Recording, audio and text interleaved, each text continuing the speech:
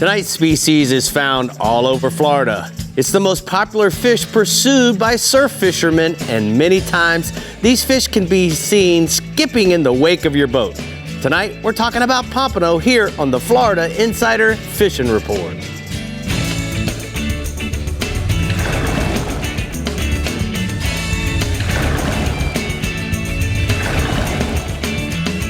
Welcome to the Florida Insider Fishing Report, presented by Yamaha. Thanks for joining us on the Florida Insider Fishing Report. This week we have our trusty sidekick back with us, Captain Rick Murphy, nice and recharged, along with our captains who are ready to rock our socks off, talking about pompano, right, Rick? You're absolutely right, Brie. And you know what? I love the Pinky Cascadero. What? You didn't know? You know who Pinky Cascadero was? Hey, yeah, that's right. I do. It was some fines, man. But anyways, we got a good show ahead of us, and I'm really excited to be back in the studio with you and Dave. Y'all did a good job last week. All right, well, you might have noticed this new hot number on set besides Dave, and a little later we'll be telling you how you can win the Chevy Chevelle 1970. Oh my gosh, it's so beautiful. How I could win, or how Dave could win. Dave, I know you want to win it. We are talking about my automobile. My automobile, that is my actually. Car. I've already claimed it. I checked the rules. I'm allowed to win. I bought my tickets, and you're in trouble. That's it. Well, I could say the I same told her I'd to give you. her a ride to Vegas or something. You did. He actually said Los LA. Angeles. We're talking about pompano today, though, right, Dave? Yep, talking about we pompano. Are. He's ready. Surf. He got lost in the moment. We did. Driving his car home. So pretty.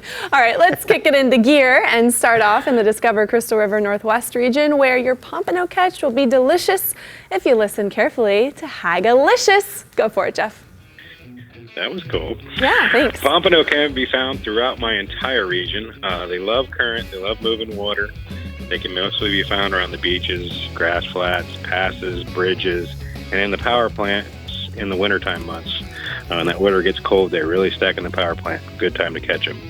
The best fishing for them is going to be first thing in the morning, late afternoon, before the boat traffic gets on them and pushes them around. Like Rick was just talking about, they will skip in the wake, and you can push them around.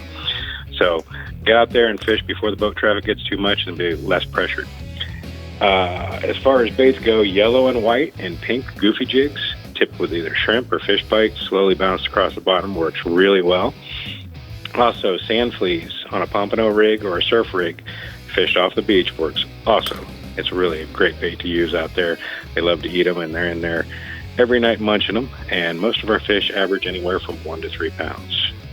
Staying inshore, Captain Jim Pollard of Big Daddy Sport Fishing out of St. Pete reports a good redfish bite right now in Tampa Bay on the top of the tide and the beginning of the outgoing. He's fishing schools of mullet, potholes, and oyster bars.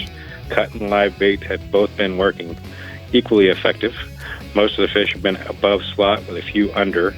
And remember, right now the water's hot, so if you fight a fish for a long time, you get those big breeders, and you fight them for a long time. Get a quick picture, get them back in the water, take a little extra time to revive them, and keep our fishery healthy.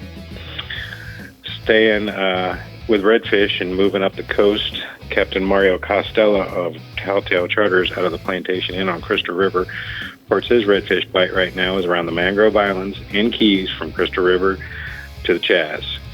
He's working the Mangrove Islands that have active mullet schools and points and coves with overhanging mangrove branches.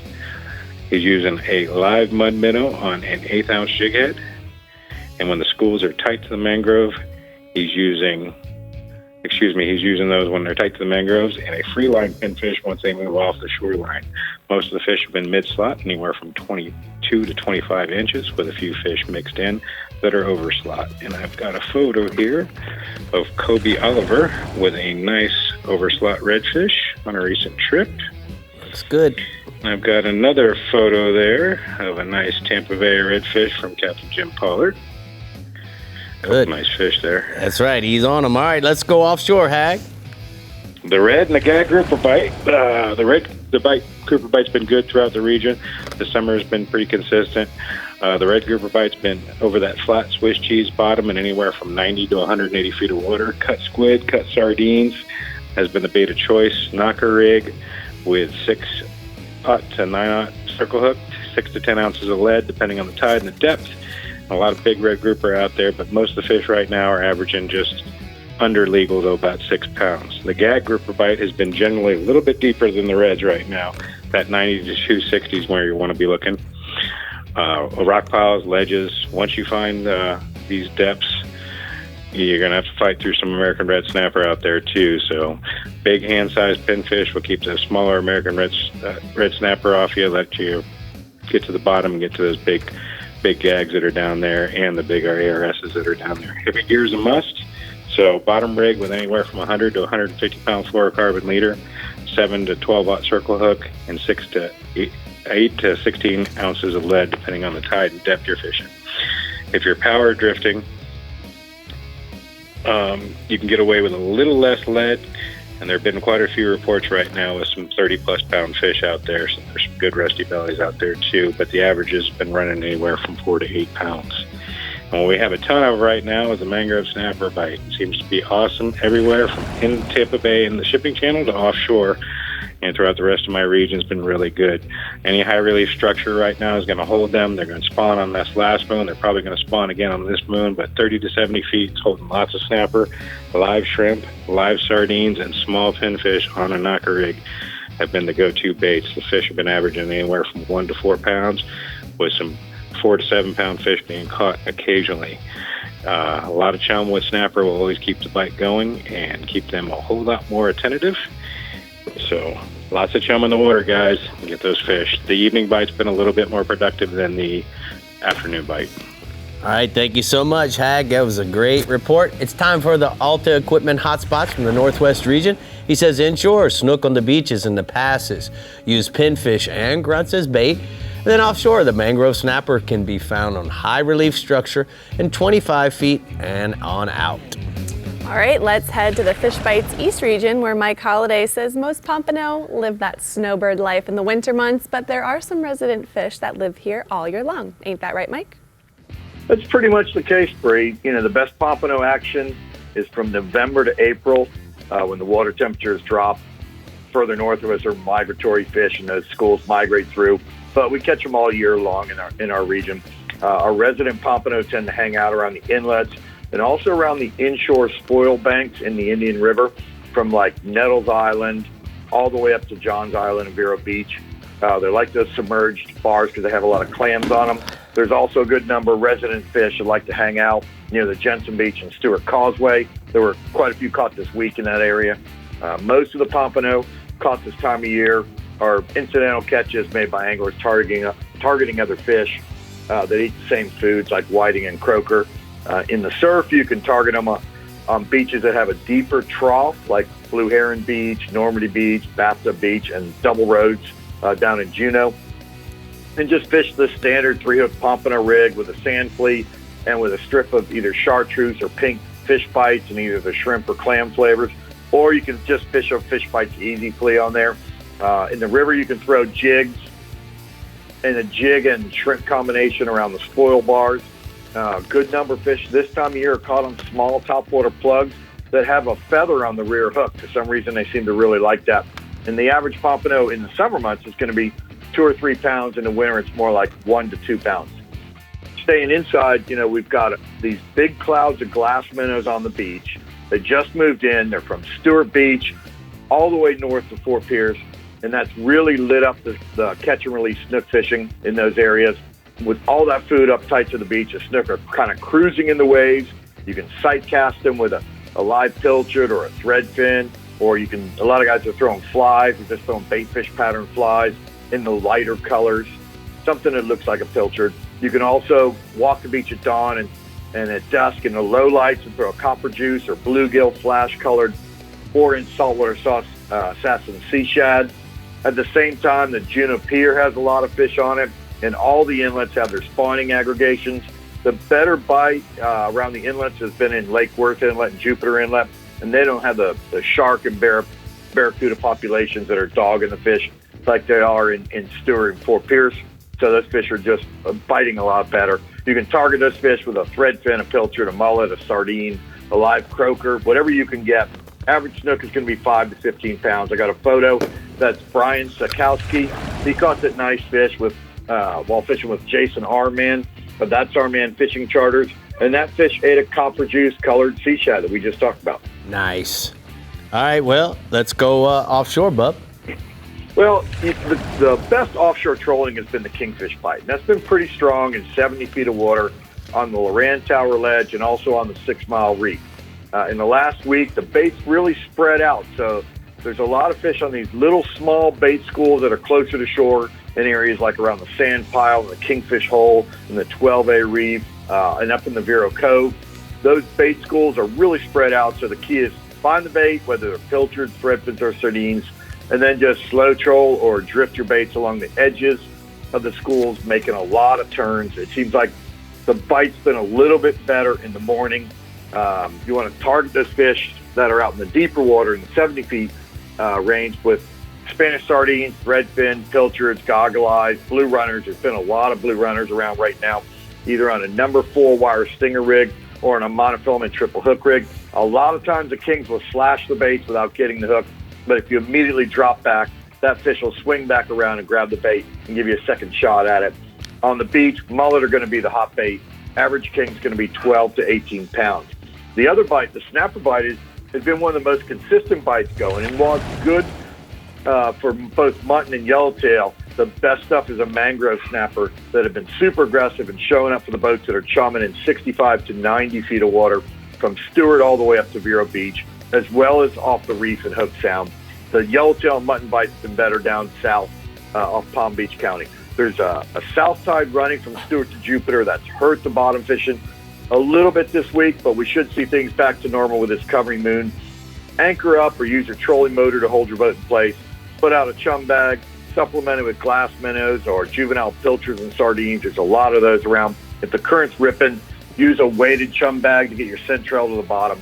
And, snapper loves Spanish sardines, but they'll also eat pilchards. The larger fish, like anything from a ballyhoo or grunt plug to a whole sardine or a chunk of bonita. Average mangrove is going to be 2 to 4 pounds, and I have a photo there. That's Curtis Downs. He caught that nice keeper snapper, that nice keeper mangrove fishing with Captain Jonathan Earhart of Chaos Fishing Adventures, and that fish ate a ballyhoo plug. So, Mike, we got some new bass territory opening up. Why don't you tell us about it? Yeah, it's kind of crazy. The boat ramp is finally open at the Fellsmere Reservoir, also known as Headwaters Lake. And despite the crowds, the bass fishing's been fantastic in the first week of big boat access, even during the heat of the day. Most of the anglers are throwing topwater plugs or logger toads. They're firing deep up into the vegetation and working them back, or they're punching the grass and the cattails with an 8-inch Junebug colored worm or a Jingle Bell creature bait. If you can find moving water in the back around the pump station, the fish are schooled up and will eat anything from a lipless crankbait or a white spinnerbait to a Bass Assassin sungill or Ahu colored elite shiner. Get an early start, really the key right now to beat the heat. Expect it to be crowded at the ramp the first few weeks, but it's well worth the effort. Anglers are averaging 40 to 60 fish a morning on artificials and as much as 100 fish or more during a day. What's nice is that the average bass is 2 to 4 pounds, and there's a lot of 6 and 7 pound fish, which is kind of rare this time of year to start catching a lot of those fish. It's going to be a really good lake later in the year. It's a reflection of, it's right next to the Stick Marsh. It's a reflection of that area when it first opened, and that quickly became the premier bass fishing lake in the country. I expect the word to get out on Headwaters Lake quickly, and for it to really be one of the most popular bass lakes in Florida probably by wintertime. That's awesome news. Oh, okay, dang. Bud, well, we're going to go ahead and take a look at the T&H Marine hotspots from the Fish Bites region. Mike says that inshore, the flounder near the bridge pylons on Jensen Beach Causeway, live finger mullet, mud minnows, and white curly tails bounced on the bottom. He didn't even have that in his report, Brie. And then offshore, blackfin tunas and an occasional wahoo in 20 to 300 feet of water off of Jupiter. Chum with pilchards and then put out large pilchards long ways out behind the boat. And you know what? I was writing the show this morning and Mia was sitting on my lap and she saw a picture of a flounder from one of the captains and she goes, "Grouper!" I was like, oh, yes! Brainwashing that child. I love it. All right, hey, Floridians, keep Cool. working on those long casts because we're fishing the Bell's Southeast region next. And Dave is at the CCA workbench for Academy Sports Rigs and Techniques. And we have to go buy that beautiful car. What are we talking about today, Dave? We're talking about catching pompanos. Really? You don't have to cast long ways all the time. Sometimes you can catch them inshore. Ooh. Nice. Talking about that as well. Tips. Skipping them. The Florida Insider Fishing Report is brought to you by Yamaha. Reliability starts here. Contender Boats, always in the game. Noble Air Charters, raising the bar yet again. Rodan, set it, forget it, catch more fish. Sirius XM Marine, weather, fishing info, and channel surfing. And Daiquiri Deck, Sarasota's favorite place to meet. Reliability. Yamaha is legendary for it. But it's more than a legend.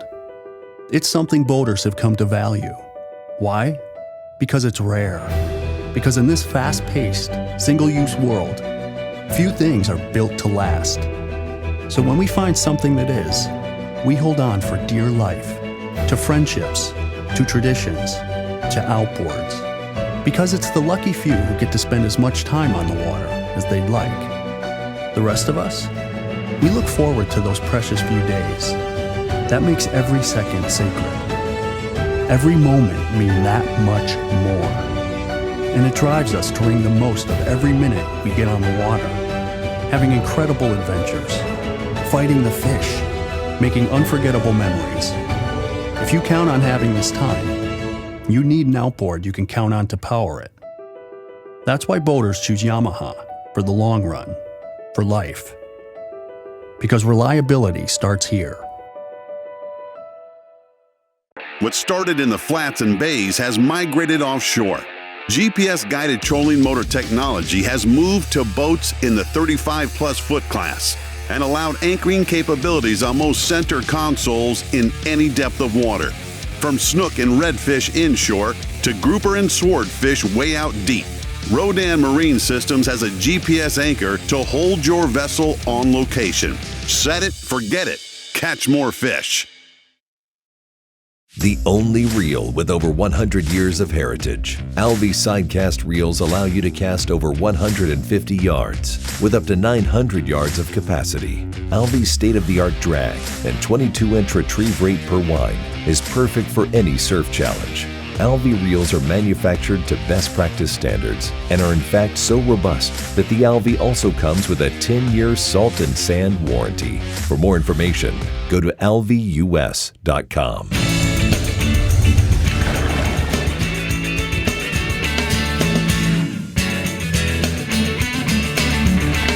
Well, we're here at the CCA Workbench and the Academy Outdoors and Sports. It's time for our rigs and techniques, right?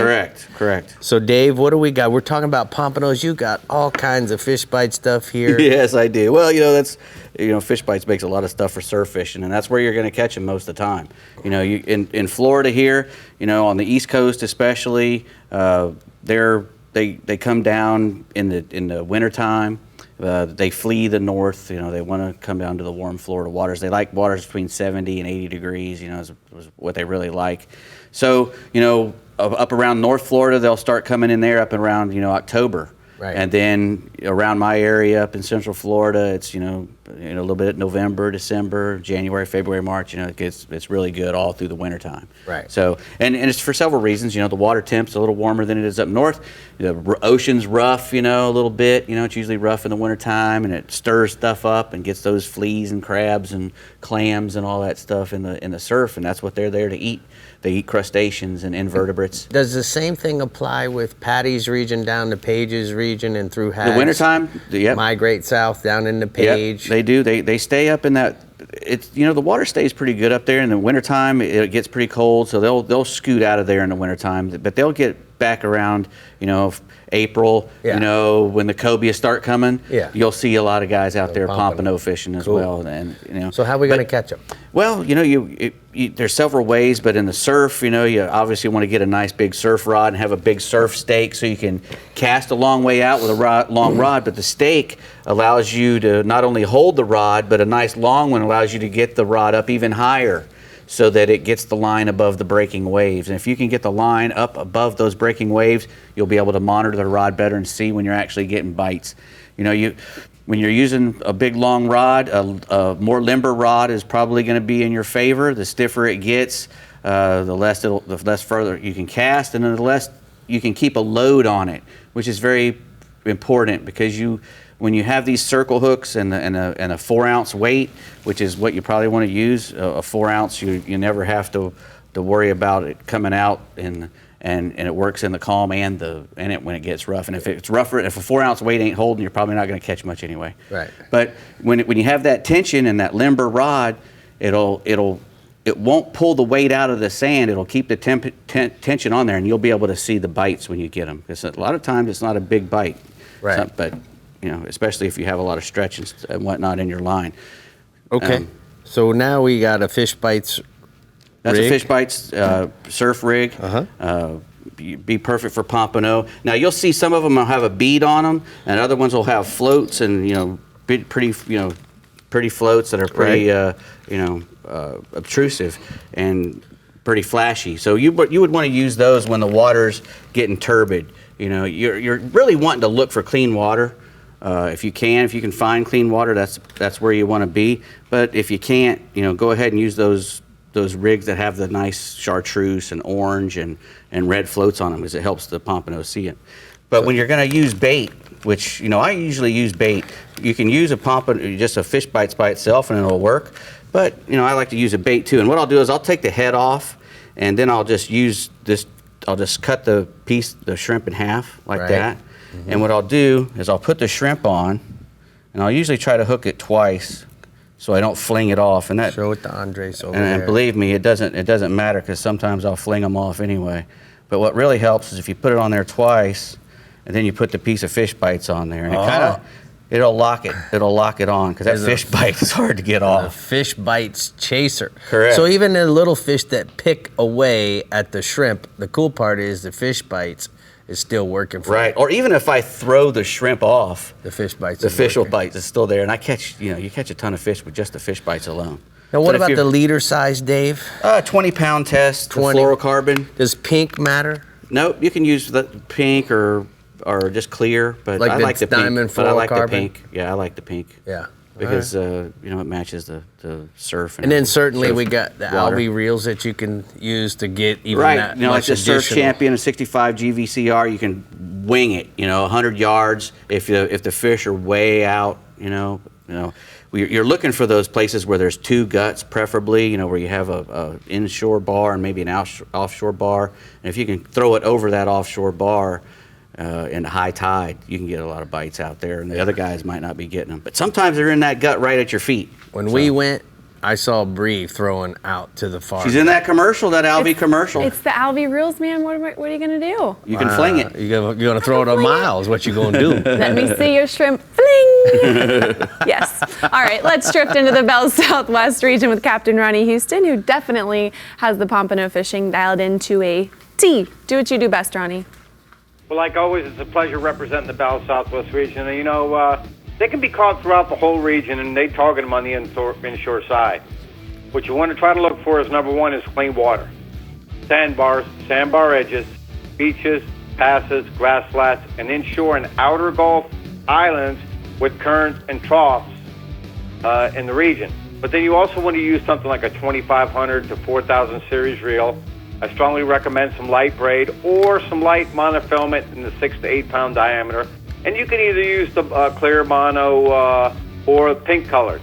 Now, baits that suggested are tube jigs, bucktails, or the old school nylure jigs. And you can tip those with shrimp, or what you can also use is the soft plastic Bass Assassin shrimp or paddle tails. In the clean water, you want to use like a root beer or a golden brim. But they also make a spray. It's called the Bass Assassin Bang. Spray some shrimp or crab on there, and it's like the crustaceans Dave's been talking about. But Captain Denny Latham to the north suggests your typical pompano jig. Pink, yellow, and white are his favorites. But he also recommends the Bomber Pompano jig. They're old school nylure jigs with a shiny head, and these also can be tipped with shrimp, especially when you're areas where the fish are skipping. If you're just throwing the bare tube jig or the bucktail or the nylure, you know the fish are there and you're having trouble getting them, just simply put on a piece of shrimp or spray it with some Bang. Hopefully those will help your results. And I've got a picture of a couple pompano that are caught while fishing with Captain Denny Latham of the northern end of the region. Now, still on the inshore side, the redfish. Can't say enough about the redfish from Lossman's River all the way up to Stump Pass. Redfish are abundant all through the region. And Captain Danny Latham to the north tells me redfish are plentiful in Bull and Turtle Bay, but he's been targeting the Pine Island Sound area. That's been his best bite, he's telling me, for numbers, especially on the higher stages of the tide. And he's telling me against the mangroves, and his best baits for him have been the live and cut pinfish.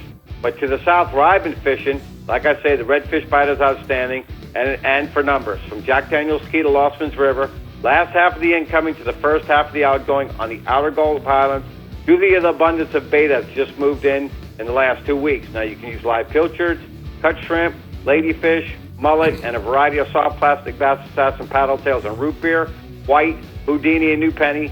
And I got a picture of a nice redfish caught up at another end of the region while fishing with Captain Danny Latham.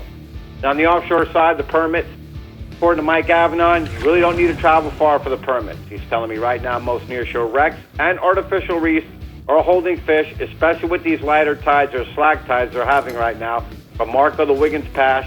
In some of these areas also, while they're permit fishing, there's plenty of mangrove snappers. You can look for these fish on top, anchor up or drift across the structure, but he also reports while they're trying to jump for the mangrove snappers, the permit are coming into the slicks, and they're coming into the slicks in numbers, especially on these lighter tides. And he's telling me live crabs has been the best bait for the permit. And I've got a picture of a permit that was just caught in the last couple days while fishing a half-day trip pretty close to Marco Island. Last species is going to be the red groupers. Mixed reports from both captains. Captain Mike Avanon also reports the red groupers from Marco to Fort Myers Beach.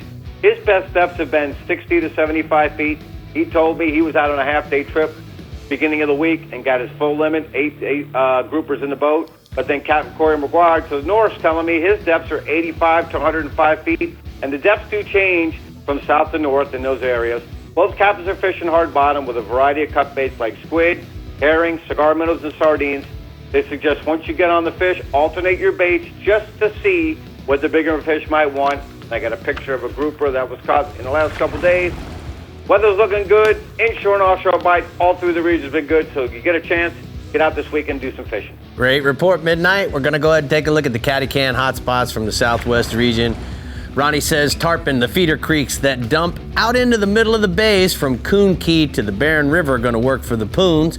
And then offshore, he says mangrove snapper, Sanibel to Stump Pass, 80 to 100 feet, targeting live bottom wrecks, chumming and dropping back live pilchards. Rick? Yes? 11. 11? Yes. The 11th iHeartRadio tagged redfish was caught this past weekend by an unregistered angler, and they did not win a boat, motor, or trailer package. You gotta be registered, people. Wah, wah. I know. Pompano, actually, and any fish could also win you prizes in the CCA Florida Star competition presented by Yamaha. With 17 divisions and $500,000 in prizes, your fishing could really be great this summer. Go to ccafloridastar.com to register. I'm just flabbergasted. You know, such a great word. But also, Rick, CCA and the car have something in common. We just can't help but notice that beautiful red 1970 Chevy Chevelle over there, which could be yours by purchasing a $25 raffle ticket at lovethefish.com. You can donate to CCA and win a classic car. It's a done deal. Yep. I already did it. I got something. We'll be back. Oh no, we're in competition? Yep. We'll be back. I'll split it with you. You can ride in the right seat while I drive. No, I drive.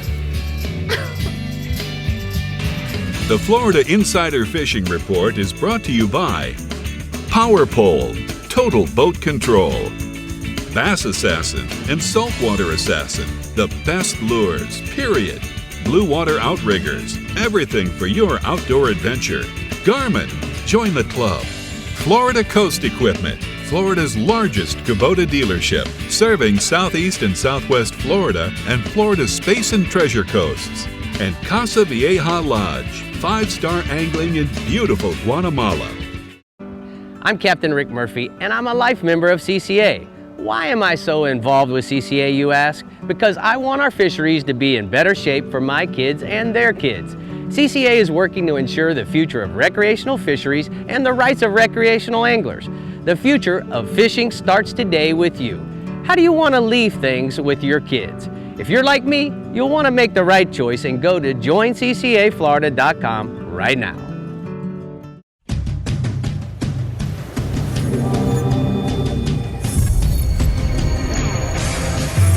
Real Legends Performance Clothing. Everything you need to be comfortable on the water all day long. Keeps you cool, dry, and protected from the sun.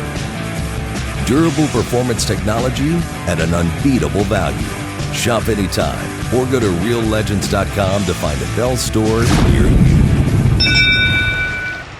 Every year, Noble Air Charter flies over 20,000 outdoorsmen and families just like you economically to over 300 Bahamian and Florida destinations. Noble Air Charter makes a substantial investment improving booking and aircraft route planning to create the most affordable and economical flight possible. And tomorrow, Noble Air's team will rise to the challenge to raise the bar yet again. Navigating at night can be dangerous, even for the most experienced drivers. With over 400,000 pixels, Night Track makes it possible to navigate in the dark with confidence. Night Track seamlessly interfaces with all multifunction displays, 2013 or newer, and offers boaters or the outdoorsman peace of mind at an affordable price. For more information, call 251-605-9100. Hey guys, every once in a while you run into a problem with some stains on your boat. Well, I gotta tell you that Starbright makes a lot of great stain removing type of products. So one of my favorites certainly is the hull stain remover. And because I fish in Everglades National Park and they have all those rivers that this time of year the red mangroves produce a tannic stain that's in the water, in no period in time my white boat has now started to get a little yellow tinge to it. And that is because of the tannic water. So how am I gonna remove that? Well, I could go and take some real tough waxes and whatnot, but guess what? Most of the time it's in the pores of the fiberglass, so we've gotta have something a little stronger. So I use the Starbright Hull Cleaner, and I love the gel formula. And the reason why I like the gel is you can tell when I spray it on, it's not liquidy and it doesn't drip all over the place. The other thing that I like about it is because it can sit there for 2 minutes, and that's as simple as this is. It only has to sit on the gel coat for 2 minutes. It simply takes the stain away. I'm using a magic scuff eraser that Starbright makes as well, just to make sure that I get it distributed evenly. Now you should probably use a set of gloves whenever you're doing this, because it is pretty tough on your hands, but I quit worrying about my hands a long time ago. And the other thing that comes to mind is Starbright does make a rust stain remover, which I'm gonna use up in the anchor locker from my anchor chain where I've caused a rough stain inside on the gel coat. But the rust stain is totally gone. I can't believe that. So when it comes to cleaning your boat and having superior products, make sure you check out the Starbright cleaning products at your local retailer.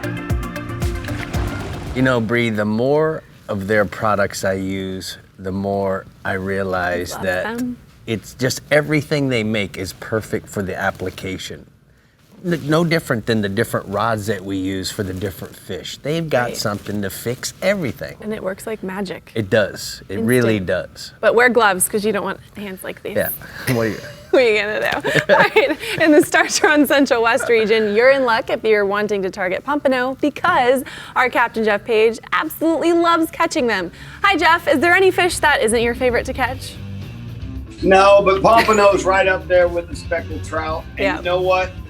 In the Startron Central West region, it's a year-round species. It's just in the wintertime, it's a little bit different than the summer, because in the wintertime, they like to stay in deeper water, like our inlets and our passes.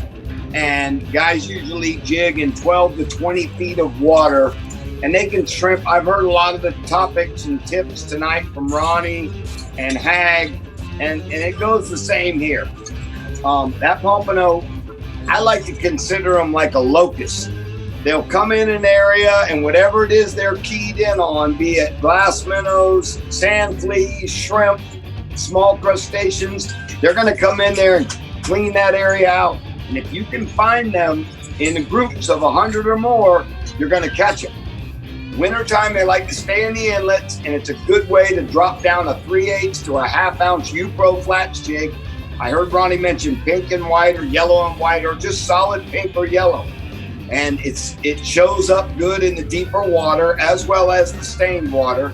And yes, you can put a shrimp tip on it or a piece of fish bites on it, and it does help. And know this, you're going to catch other species too. Now, in the summertime, a lot of them will move in our bays and our flats, for instance, up around Long Bar in Sarasota, and then up off Joe's Island just north of the Skyway. And a good way to find them originally, that is run your boat down the edges of flats, and you're going to skip them. A lot of times they'll skip off the side of the boat and out of the back of the boat. And it's no mistaking when you see them skip, because they literally do, just like a rock. They'll skip 1, 2, even 3 times. And it's a pretty big splash. And when you skip 10 or 20, you know you've hit the big load. What I like to do, Rick, is I like to circle back wide, drop my trolling motor, and set up a slow, methodical move through all the sand holes and grass, keying in on the edges of the grass where that sand, maybe 4 to 6 feet, meets that grass, maybe 2 to 4 feet. And those pompano will run down those edges, and it's a good idea to bounce that same little jig. And I heard Ronnie mention the Nye lure. That's a great one too, but that U-Pro Flats jig has a little fly trailer on it, and if they even get close to it, you're gonna stick them. Pompano in our area average 2 to 4 pounds, and like I said, he's very good table fare. So if you can get on them, make sure that you fillet up a couple for the dinner table, and they're delicious on the grill. I've got a pompano picture tonight of one of my good clients, Big Mark, with a big old pompano he got on a U-Pro Flats jig. Nice. All right, snook. You know, I wanted to talk about the redfish and trout, but we're going to talk snook fishing, because not only are they along the beaches and in the passes, but they're in the bays and the mouths of the creeks and rivers. And the cool thing about it, Rick, is you can take them on a variety of baits and tackle. Probably one of the best tactics for this time of year is nighttime fishing, especially if you want to get a big one. Fish around the bridges and the inlets and docks, and you're going to have a shot at getting a 20-pound plus fish. Live ladyfish, silver mullet, or even big grunt or pinfish. And then on that outgoing tide, I learned a little tip from Miss Lisa Fitzgerald from CCA. Free line those crabs on that outgoing tide that I thought was just good for permit and tarpons. Those snooks love eating the crab along with jumbo shrimp. If it's in the lures you like using, it's tough to beat. Soft plastic, saltwater assassin in the Houdini pattern on a silver jig head, or a good topwater surface plug, especially in the morning on the incoming tides. I've got a snook photo tonight of a local Cortesian from Cortez, Florida, Bo Bell, with a big nighttime snook he got. Holy. Nice, Paige. All right, let's go offshore, bub. Offshore red grouper, you know what? It remains really strong. Good quality 10-pound plus fish are being taken throughout the entire region. Most all of the captains, my offshore captains, Bo Johnson down to the south, Tim No, and Jason Stock to the north, all agree. And I heard Ronnie say it too, 85 to 120 feet of water over areas of hard bottom. And another tip I heard him say was mix the baits up, sardines, squid, live pinfish, and maybe put one on every rod till you see what the bigger fish are eating.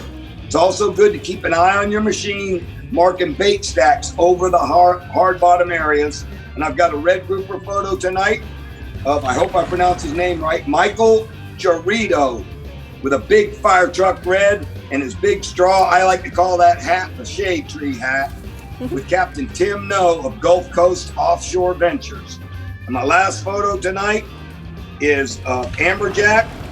I've got a really nice amberjack bite going throughout the entire region, just like I said earlier.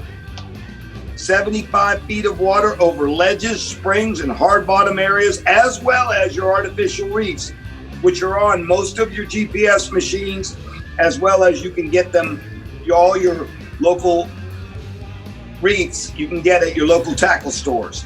Big thread fins, pinfish, blue runners are going to work. And then another cool way is throw a handful of pilchards out and then have a free line one ready to throw, or a big surface plug like a Halco popper.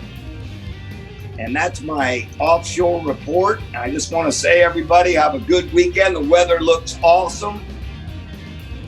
All right, Captain Page, thank you so much. We're going to go ahead and take a look at the daiquiri deck hotspots from the Central West region. Captain Page says that we're going to, let me grab them right here.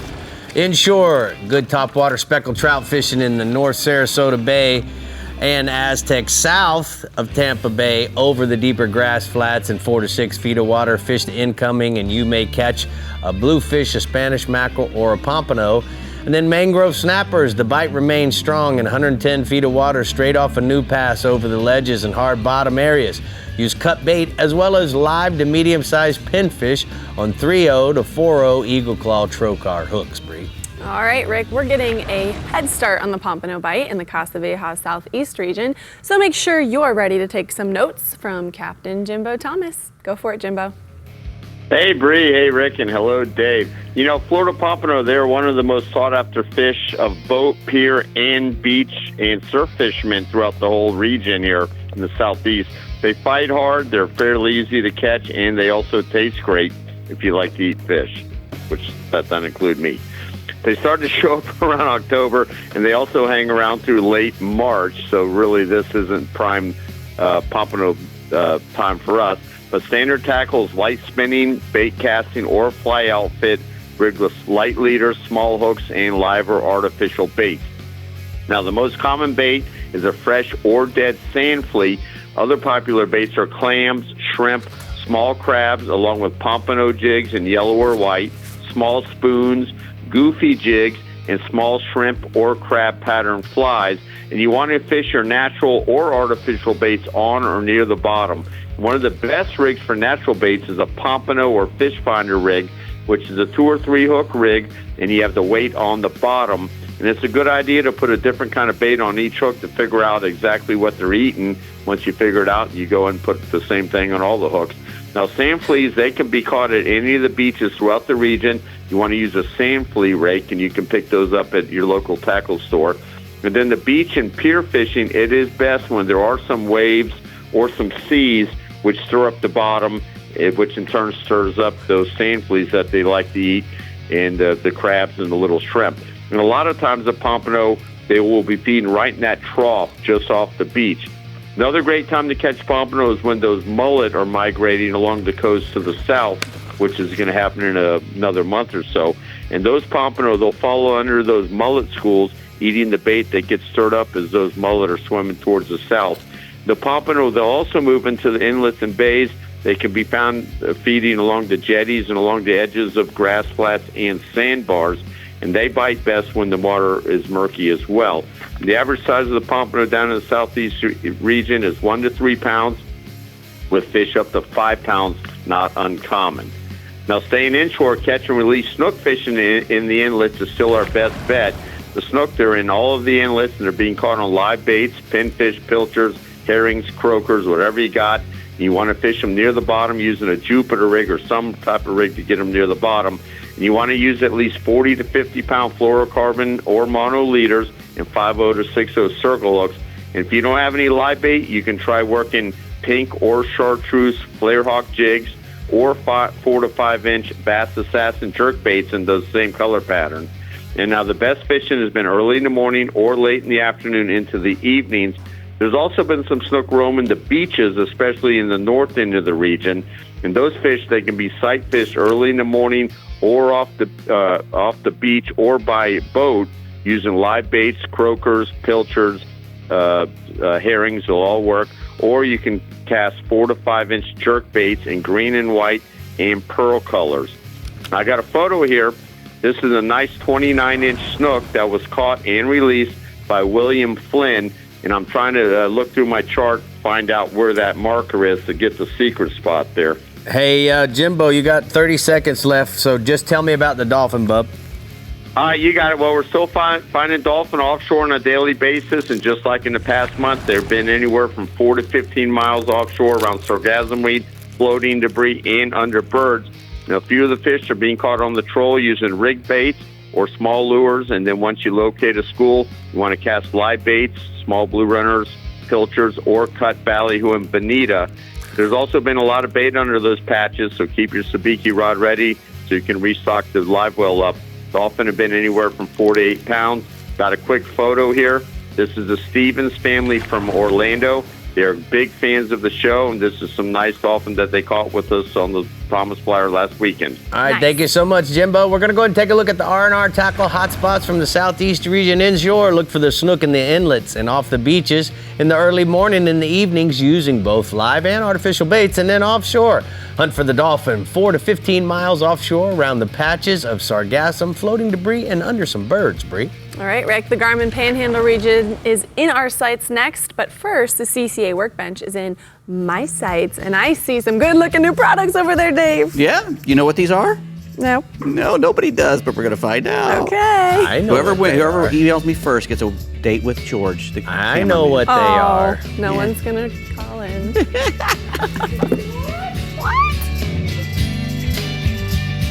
The Florida Insider Fishing Report is brought to you by Academy Sports and Outdoors. Have fun out there. Ameritrail.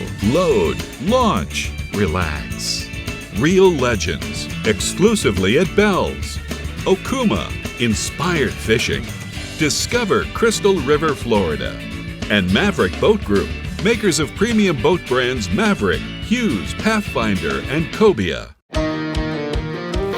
At the pinnacle of super high output, 4-stroke outboard performance, you'll find Yamaha VMAX SHO. Yamaha's game-changing SHO technology. From exhilarating V6 models to the sleek inline 4s, there's a VMAX SHO for everything from bass to bonefish.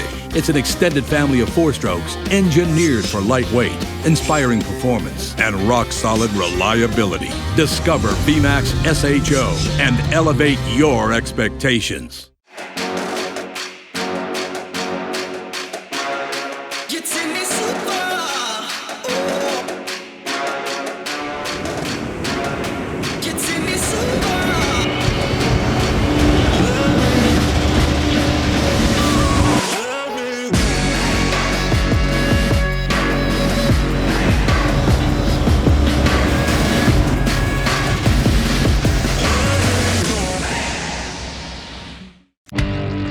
Stetson Blaylock, Todd Otten, Hank Terry, let's go! Garmin Live Scope, I tell you right now, if you don't have it, you are behind. It's just wild. It's like a video game. If you do not have that Garmin Live Scope, you are definitely missing out. Bassmaster Classic Champion!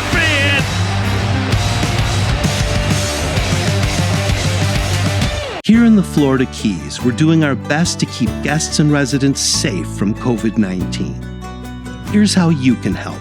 Please respect each other and wear masks in public places. Please don't gather in large groups and maintain 6 feet of separation. Take 20 seconds and wash your hands with soap and water or use hand sanitizer.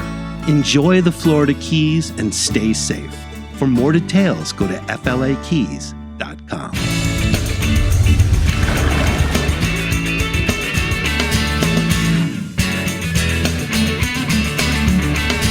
So we're here at the CCA workbench, and it's time for new products. Dave, what do you got for us this week? Well, we're going to start with the Adidas Light Racer down there. It was made for running, but it's really good for a run offshore. They're got a nice upper mesh on them that dries really well. They're very light. They got the non-marking white bottoms on them.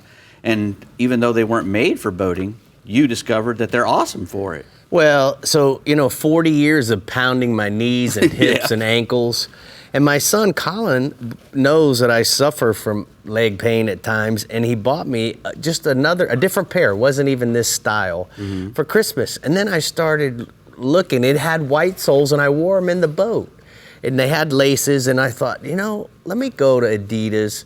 I went down to the outlet mall, to their store, and sure enough, I found several styles that have this bottom. But more importantly, the reason why I bought these, the Adapt, is because of how well they adapt to fly fishing, Dave. Yeah. Because they got no laces, and guess what?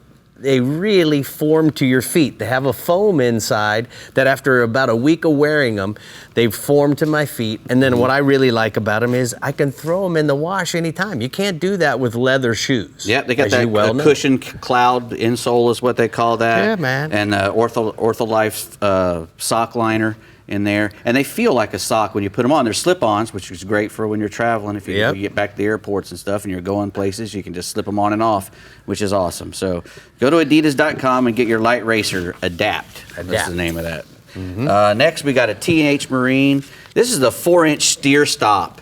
And it goes on your outboard if you have a hydraulic steering system.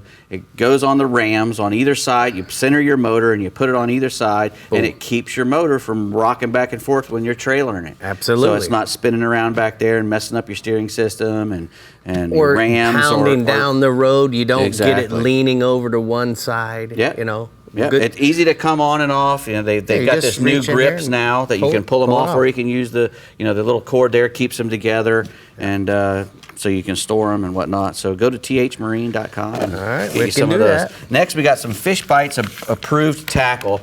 They've got, if you go to the Fish Bites website now, you can go. They have a little tackle section, and they're going to have this is a Fish Bite approved pompano rig from Captain Paul's, specially designed for using with fish bites. 100% fluorocarbon leaders with a 40-pound ball bearing swivel, 60-pound silver snap, and #1 must-add circle hooks. It's made for pompanos. So high-vis floats, and they come in red, orange, and the chartreuse. And they even tell you on the back on how to do your your how we were shrimp, talking about just before. like you talked about in the rigs and techniques. Yeah.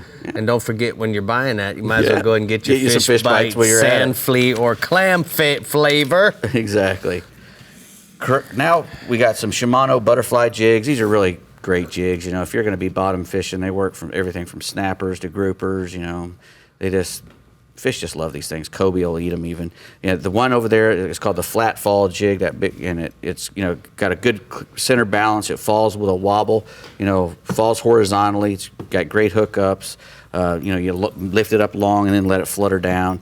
And the flat side there, it goes quick. It goes straight to the bottom. It shoots straight down. It's got a nice mirror on one side so that it really flashes hard. And Shimano makes good stuff. Those are really nice jigs. They've been You got a specific way you like to jig them? Do you like to jig them fast or slow, or does it depend on the species? I try them both, I usually start slow, and then I go faster and faster and faster, or start fast and go slower and slower and slower, I'll tell you on another show how I like to do it. Yeah. So good to put bait on them, too. Because I do like getting jiggy with it, don't I, Brie? Oh, man, you stole my line. How could you do that to me? 7 years, I guess that's what happens. Yep. All right, we're coming up on some of the best months for pompano in the Garmin Panhandle region, and Captain Pat Deneen has all of the important bullet points to target them. So let's listen up. Yep. Brie, I tell you what, the Panhandle, the best pompano months are definitely the spring months of April and fall, and then the fall months of late September, October, and November. Midsummer can be pretty tough because the June weed forms up along the coast on the beach, and it fouls up the surf, which also fouls up your baits, your jigs, or your hook sets. But once the June weed starts dying out, which is right about now, the Gulf front beaches get good again, and also in the bays, pompano start to be caught on the grass flats. The most common and probably the most productive way to pompano fish is to be to surf fish them from shore with multiple rods and sand spikes using 2 chicken hook rigs. Best bait is a sand flea. You use a sand flea rig and catch those baits right there in the wash zone on the beach where you're surf fishing. But a good alternative bait if you can't get the sand fresh shrimp. But either way, you want to put a bit of orange or pink fish bite on the hook. It complements the bait, gives it some color, and if you lose your sand flea or you lose your shrimp, you still have something of interest on the hook for the fish to come to.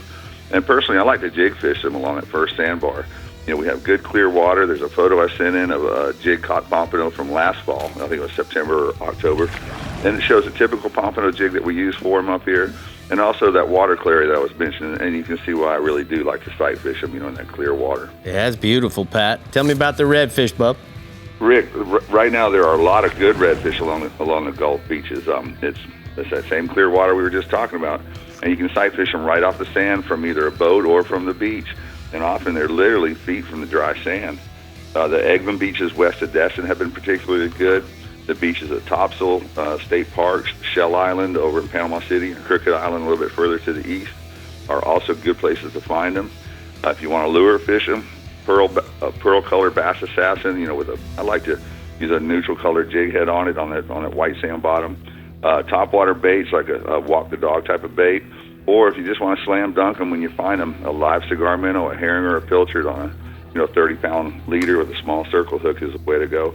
The beach redfish are mainly upper slot to well over slot. You occasionally do catch a slot fish.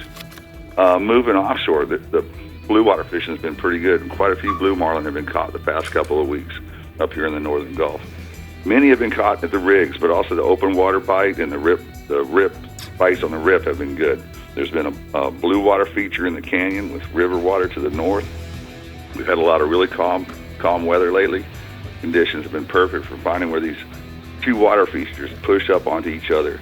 And for the past week or so, that blue water has been south of the spur with the color change moving west. Well, it's a north to south color change running westward past the double nipple and on towards the Ram Powell. There's plenty of baits and birds, and that's where you're going to find the predators. Troll the clean side of the rip with a mixed spread of lures and baits.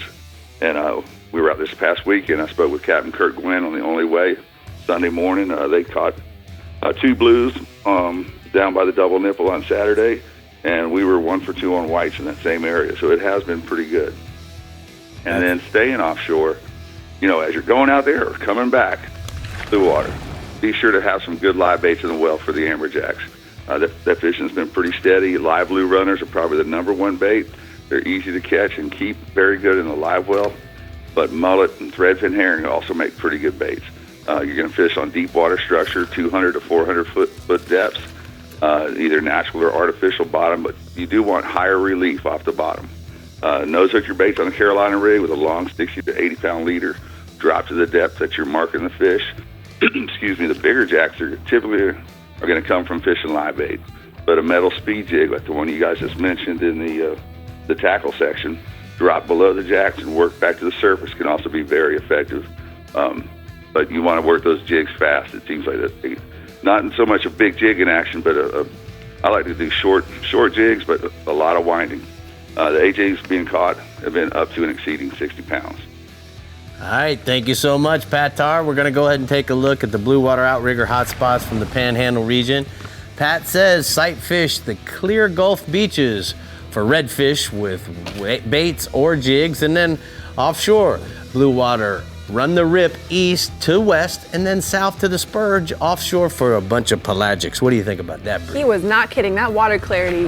Mwah. Yeah. Beautiful. Bellissimo. All right, I hope everyone is getting excited for the weekend, especially in the Alvey Rios Northeast and Keys regions, because we're checking in with your captains when we return. But before we go, we want to remind you to keep up with everything fishing in Florida. Visit our website, like us on Facebook, follow us on Twitter and Instagram, and subscribe to our YouTube channel, Captain Rick Murphy, where we upload new content every week. Right, Rick? Absolutely, Brie. Absolutely. We'll be back.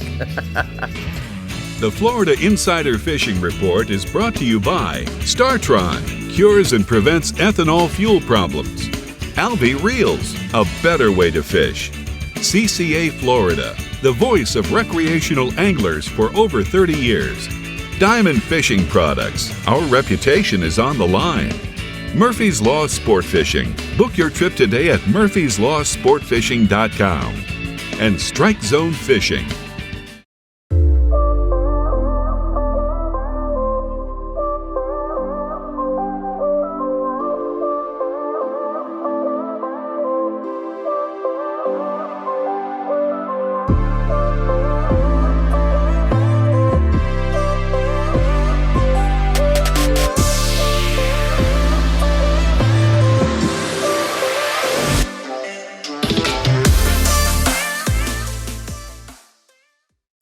Finding a shoreline is easy. Finding a sure thing is not. For over 20 years, anglers from Kitty Hawk to California and every shore in between have come to know one thing: that nothing says no to fish bites. So just stop with the fishing and get busy with the catching. Ask for Fish Bites or Fish Bites Fight Club lures or visit fishbites.com. Come explore untouched Florida, where you'll step into holy sea cow and fish pristine waters where you'll reel in, whoa! Come discover Crystal River with exciting adventures and incredible surprises everywhere. From exhilarating river adventures to scalloping in the Gulf to delicious fish to fork cuisine, this is the place where you can relax into Just a short drive from Tampa and Orlando is the amazing Discover Crystal River, Florida. Learn more at discovercrystalriverfl.com.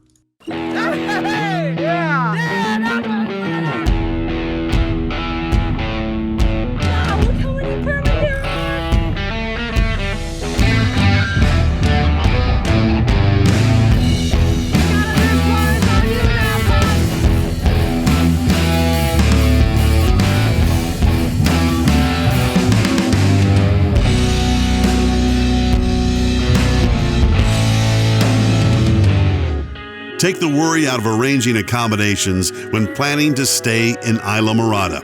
Located right on US 1, Sunset Inn offers a way for visitors to be surrounded in comfort.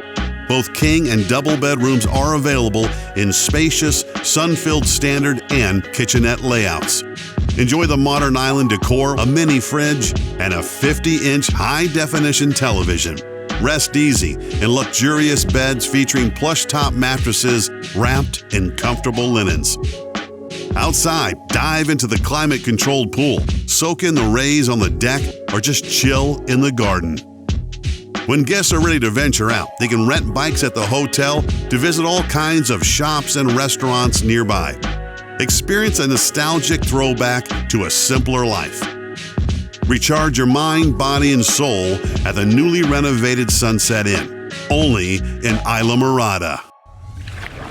I was just in the Keys and I am ready to go back after that one. I know. Just laying there by the pool, having something good to eat. And that bike with the basket on it, so cute. Yeah. Ride over to someplace good to eat. All right, Captain Tommy Derringer in the Alvey Reels Northeast region held the fort down pretty well with me last week here in the studio, so let's get back to him in his Studio B element and see how the pompano fish is faring. Feel good to be back, Tommy? It does feel good to be back home, Brie, but I'm still waiting for my lobster. I never got my lobster from your Keys trip. I don't know what you're talking about. Hopefully sometime soon it'll show up. But you know what, guys? We have a great pompano fishery here in the Alvey Sidecast Reels Northeast region. And really, we have a world-class beach fishery for the pompano, but we also have them inshore as well. Now, probably the best times to fish for pompano is when that water temperature is somewhere right around 70 degrees. Usually late September through November, those are going to be the favorite months, as well as the earlier spring months, but you can catch them year-round. There are a few things to look for when targeting pompano on the beach. The first is the clean water. The second is you're going to want to make your cast to right where the waves are breaking on the outside bar. When the wave crashes, it's going to disturb the bottom, it's going to disturb the bait, and that's where those fish are going to be feeding. And the third is the bait you're going to be using. Live or dead shrimp works really great. A live sand flea is probably the best thing going. And of course, a lot of anglers have really great success using the fish bite strip bait in a variety of different colors. And you can also find pompano inshore throughout the region, especially in and around the inlets. Now, over this past year, we've been catching more than normal amounts of pompano, even in the backcountry. I've been catching a bunch as a bycatch when we're fishing for redfish. Now, typical baits are live shrimp or small crabs, but a little bucktail or pompano jig is also going to work well. And if you're fishing around the inlets, you're going to want to target sandbars with a deep drop-off, as well as around oyster bars. And you can also keep an eye out for skipping fish on the surface. They look like little pompano frisbees skipping right across the top of the water. Now, staying inshore, the flounder bite has been great this week throughout the region. Lots of bigger fish are starting to show up in the inlets and in the inshore creeks. The finger mullet that were a couple of inches long a few weeks ago, they're now in that 3 to 4 inch range, and the flounder, they're keyed in on those mullet. So you know what, bring your cast net, grab some of those little choice baits. Now, I like to fish the last of the outgoing tide when that bait and in turn the flounder are going to be grouped up. In the creeks, you're going to see little runouts and little nooks around the oyster bars. They're going to get loaded up with those little finger mullet on that low tide stage. That's going to be a great place to make a cast, drag your bait slow through there for a big old flounder. And speaking of big flatties, I've got a picture here. Our friend Amy Kennelly sent me this picture of her doormat flounder that she caught earlier this week up in Jacksonville. Nice picture, Tommy. Moving offshore, the most consistent thing happening offshore right now, it's still going to be that nearshore kingfish bite. The 9-mile area out of St. Augustine has a bunch of kingfish on it right now. I spoke to Captain Scotty Shank from FullHouseCharters.com. He tells me he's had an easy limit of kingfish this week, fishing those nearshore reefs out of St. Augustine. Captain Scotty said the bait's been the tough part with the pogies. They're showing up on the beach some days, and more days than not, if they're really hard to find. So if you're going to be offshore, he said, make sure to bring some sabiki rigs in case you need to jig up some bait. He also told me that the cobia are still in those same areas, holding on some of those big bull sharks that are hanging around. Most of those cobia have been undersized, but there's a couple of slot fish in there, so you might want to just have a pitch rod ready. Now I've got another picture. Captain Scotty Shank sent me this picture of a couple of his happy customers with a really nice kingfish. Now staying offshore, we've got a great mixed bag of snappers happening offshore this week. I spoke to Captain Robert Johnson from JodyLynnCharters.com. He tells me they've been catching some big mangrove, mutton, and vermilion snappers from about 100 foot and deeper east of St. Augustine. Live or frozen baits have both been working really well. Along with the snappers, there's some big amberjacks, as well as some nice-sized triggerfish in those same depths. I also spoke to Captain Jimmy Laidler from TheLegendFishing.com. He tells me they've been on a great mutton snapper bite in 140 to 160 feet. They're fishing the very north end of the region, right up there at the Florida-Georgia border. He said the key is that long 40 to 50 foot Diamond Fishing Products pink fluorocarbon leader in 60-pound test. He was real specific with that. Jimmy says he's using a 6/0 Eagle Claw Trocar circle hook with either a half of a Boston mackerel or a whole sardine for bait. He says, man, you put that combo down, you're going to get bit just about every time. And I got one last picture here, guys. Captain Jason Hadges sent me this picture of his son, Braden, with a big old mutton snapper that he caught this week. A lot of pretty fish this week, Tommy. Great pictures. Thank you. We're going to go ahead and take a look at the strike zone hotspots from the Northeast region. Tommy says that what Tommy said. Inshore, flounder on the inlets and in the bigger creeks throughout the region fish the last of the outgoing tide with the finger mullet. Offshore, great mixed bag of bottom fish for snappers, triggerfish, amberjacks, and 100 to 140 foot depths. All right, Rick. Well, the Keys region has just about everything there is to offer, even pompano occasionally. So let's get Captain Randy Tao on the line to tell us the secret. Go ahead, Randy. Hey, good evening, fish fans. Here in the Garmin Keys region, we catch pompano mostly in the wintertime, especially around cold fronts and when the weather's a little cooler. Now, it doesn't mean you can't catch them any other time of year, but that's kind of when we target them. And a lot of times when we're in the backcountry going to these areas, we're looking for a shell or a hard bottom in a channel. And believe it or not, like Tommy was just saying, you can see these fish skipping your wake. They look like a frisbee going through the water, and you can actually see them skipping around the boat when you're running. And that's usually a pretty good indication that you might want to stop and throw over a jig. Now, a lot of the guys use a yellow nylon jig is the go-to to catch these pompano.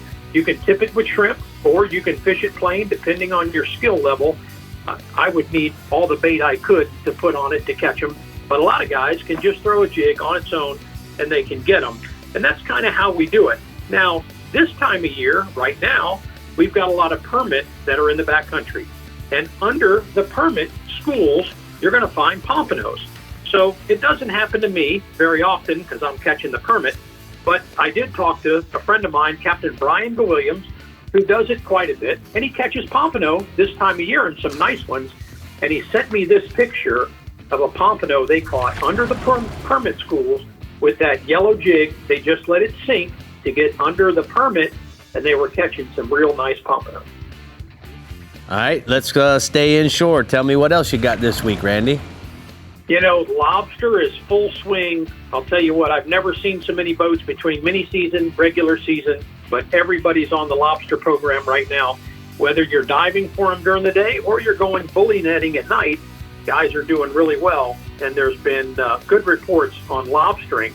Now, I've never done the bully netting, although a lot of people have gotten into that. It's a pretty popular thing where you go at night, you're up on top of the flats, you're poling, or you're using your Rodan trolling motor, and you're looking for the lobsters, and you put a net over top of them, and you get them that way.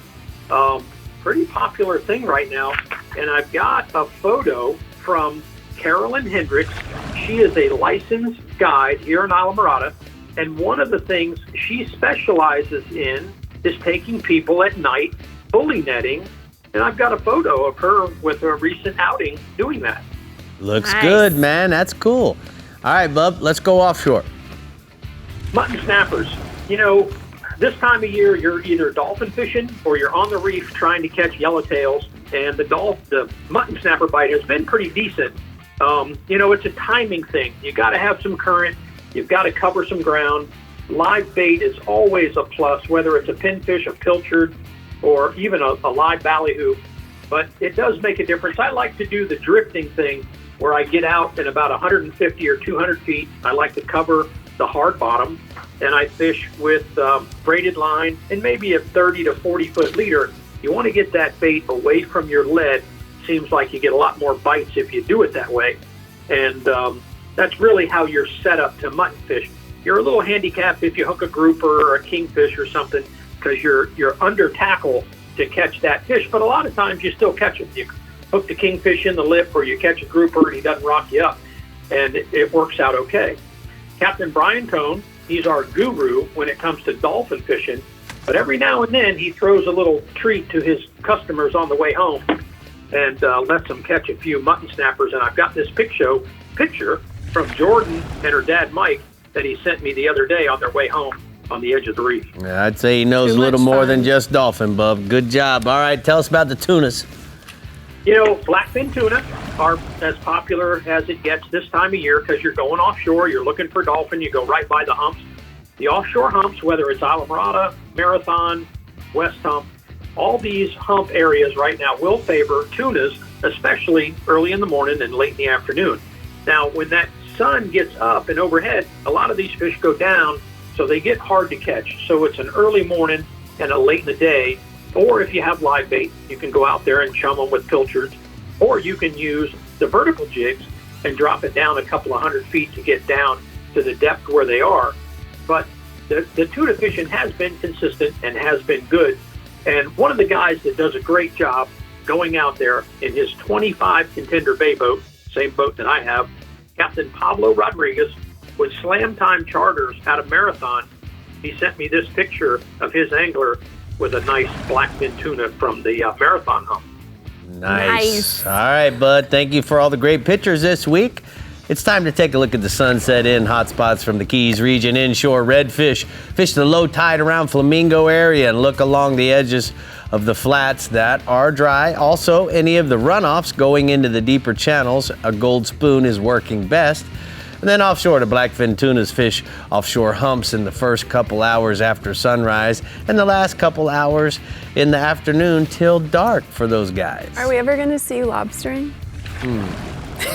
Is that a no? Yeah, no. Maybe one day. We'll have lobster again. We'll have it next year. We got some video of big lobster. No, I mean you in the water. Oh, no. I didn't think so. Oh, no.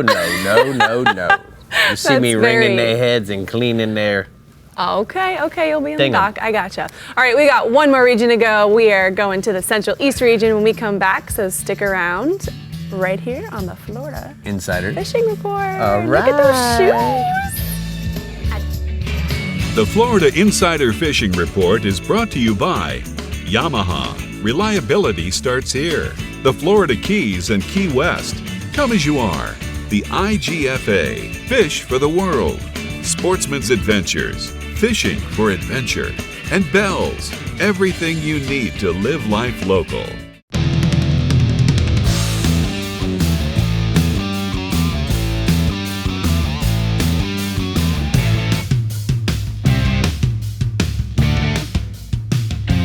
When you live on an island, surrounded by warm, clear water, and a million ways to enjoy it, it's amazing you'll ever have time to come up for air. Key West.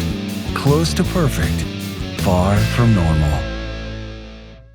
Get a great deal on the Kubota L-Series tractor. Built upon a solid foundation of cast iron and steel, the Kubota L-Series tractor is the #1 selling compact tractor in the U.S. for over 10 years. With a powerful Kubota diesel engine and dependable gear or HST transmission, it's ready to take on your toughest projects. Right now, get the L2501 HST for payments as low as $149 a month. Florida Coast Equipment, Florida's highest volume Kubota dealer. Remember the glory days of gasoline? It's just not made the same anymore. Kick your gas into gear with StarTron. Pump up the performance in all of your engines. Cure the problems of ethanol with the power of enzymes. And maximize your mileage every time you drive. Kickstart your engines with StarTron. Have you ever felt your heart pounding while feeling the power of a tarpon in the Florida Keys?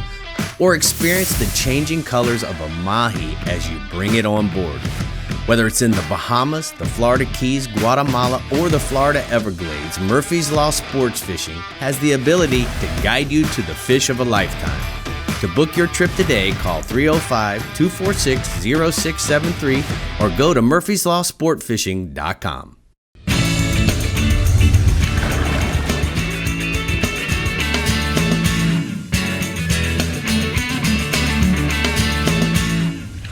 Today's Power Pole tip is about the Charge Marine Power Station. In the previous video, we showed you how to set up the Charge and let it know what type of batteries you're working with for your trolling motor and your engine battery. Today I want to dive into how to connect, control, and customize what your Charge is doing throughout the day. Let's say I know I'm going to go fish real hard in the current and use my trolling motor a lot. I can get into the Sea Monster app and tell the Charger to focus more of the engine priority on my trolling motor batteries as we're running around all day. But now let's switch it up. It's a nice weekend. I've got the wife and the kids. We're gonna go out to the island and hang out. I'm gonna move that priority over to the engine.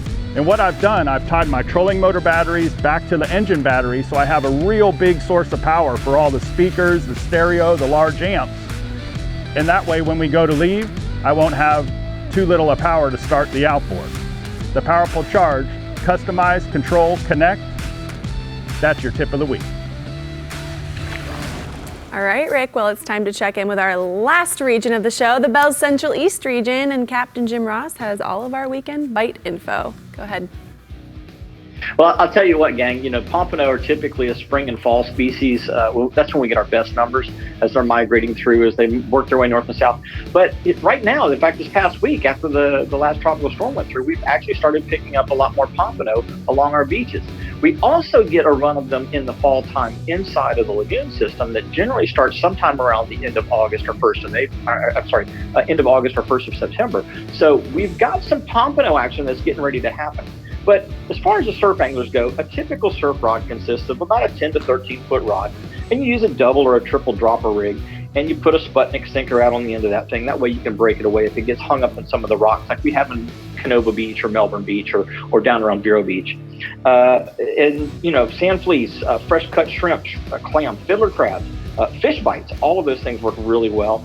I actually like to use a redfish rod. I don't really like the static fish. I like the active fish. So I use one of my redfish rods, a 7.5 or 7'10" model with a little 1/2 ounce goofy style jig on it. And I like orange, chartreuse, or pink. And I cast those out into the surf and just work them back in. And typically you're going to catch fish of 1 to 2 pounds. And some of our pompano go even bigger. I've got a picture of one here that we caught right up on the tip of the Cape not too long ago. And this is a pretty good sized fish for this time of the year. And then my second species inshore is tarpon. Now, our tarpon remain pretty good in the Indian and Mosquito lagoons, and they've slowed down in the Banana River side. I was actually talking with Captain Troy Perez here the last 2 days. He's been jumping multiple fish each day, using live pigfish or pinfish under a cork in some of the deeper sections of the river around Titusville and Mims. However, today, he said that the bite really slowed down for him. He had a lot of fish rolling and a lot of fish up sunning, but they weren't responding to baits. And he felt like if he could throw a fly, or if he had an angler on board today that would have thrown a fly, he felt like he would have had a better opportunity because the fly wouldn't sink quite so quickly like a jig, and it wouldn't land quite so hard like a topwater plug in the calm conditions that we had. Most of our fish are running in these kind of loosely associated packs right now rather than a quote-unquote school. And you're going to find 3 to fish typically grouped together in a 10 to 20 acre area. So you're going to find multiple fish in that 10 to 20 acre area, but they're going to be in little pods. Most of the fish run at 50 to 70 pounds. We've got some that go over 100, and I've got one here, picture of a fish that came to boat side for my son, Captain Justin, here recently. And you can also notice that our water is changing. We don't have that clean water that we had earlier in the spring. All of this rainwater runoff is starting to muddy things up a little bit. That may be contributing to that bite slowing down as well. And then swinging offshore, we've got sharks, and our shark population pretty much anywhere in the Central East region is pretty impressive right now. There's very few places that you can go and not catch fish. So if you're fishing on the beaches or near the inlets, you can catch black tips, bulls, black nose, fine tooth, and we've even had some tiger sharks along the beach recently. And then out on the reefs, the sandbar sharks are about as thick as they can be on most days. So when you're out there trying to catch those snapper, amberjack, and grouper, be prepared because you'll never know when one swims up. And we typically target the sharks with 270 to 480 pound tests, and that multi-stranded wire seems to work pretty good, and anywhere from about a 9/0 to 14/0 size circle hook. Most of our inshore beach fish are running from 20 to 70 pounds, and the offshore sharks are running from 100 to 250. And I've got another picture here of one of the black tips that we recently had boat side, and you can see that there's some pretty nice, pretty good pulling fish. And then lastly, the sailfish action is doing really good. The guys in the south part of the region in particular are finding more sailfish, and they're trolling live baits or naked ballyhoo in the 120 to 180 foot depths. And if you can find a temperature break or a color change or any kind of a rip associated in those areas, that's where you're going to find those fish. A 7/0 size circle hook is typically one of the best size hooks you can use on about a 60 pound leader. And if you've got flying fish or ballyhoo in the area, you definitely want to stay in that area and try and work it a little bit longer. When our average sailfish is running about, right there at 30, 35, even 40 pounds. We've got some pretty nice ones right now. Well, Jim, that sounds good. How you feeling these days, bub? I'm getting better, little at a time, Rick, little at a time. Hopefully 7 or 8 weeks, I'll be back in the boat again. All right, man. Well, stay safe. Hang in there. Don't do anything dumb like we have a tendency to do as we get older. And that's I know what you mean. That's my father moment for the day. So I'm going to go ahead and take a look at the Rodan Marine hotspots. One last thing, Rick, before we go to the hotspots. Okay. We want to let everybody know that the CCA Star Tournament's still going on. And for $75, you've still got a chance to fish from now to October the 4th. And there's already been, I think we're into double digits. We got to go, bub. Sorry. Redfish. We got to go. So Central East the Rodan Central East hotspots are inshore bull redfish and ICW channel from Edgewater to New Smyrna use cut baits or crabs on a standard bottom rig. And then offshore, mangrove snappers on the reefs and wrecks and 90 to 130 feet of water using chunk baits and live finger mullets, pilchards, pinfish, or mangroves up to 9 pounds. Take a breath. Yeah, Your man. father moment. I love it. The reports are in and there's pompano waiting to be caught, so make sure you get out there when they start to show up in your region. But for now, stay hooked just a little longer because we're telling you what we're getting excited for next week, only on the Florida Insider Fishing Report. No more father moments for you. All right, bye. Okay, bye. An entirely new species of extreme predator is moving offshore. The Yamaha 5.6-liter V8 XTO offshore outboard. Extreme big block thrust and power in the industry's first direct injection 4-stroke. Quiet, efficient, powerful, and proven Yamaha reliability. More than an outboard, it's a fully integrated power system. The all-new Yamaha V8 XTO offshore.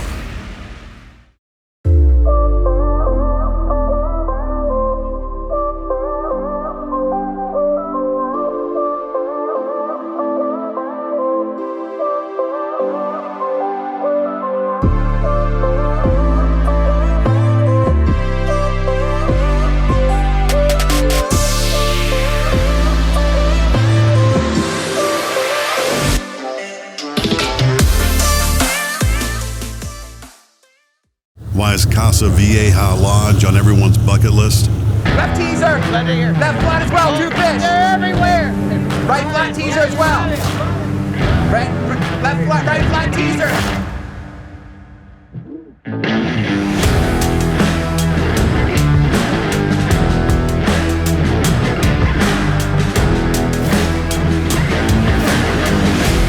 Come to Casa Vieja Lunch and check it off your list.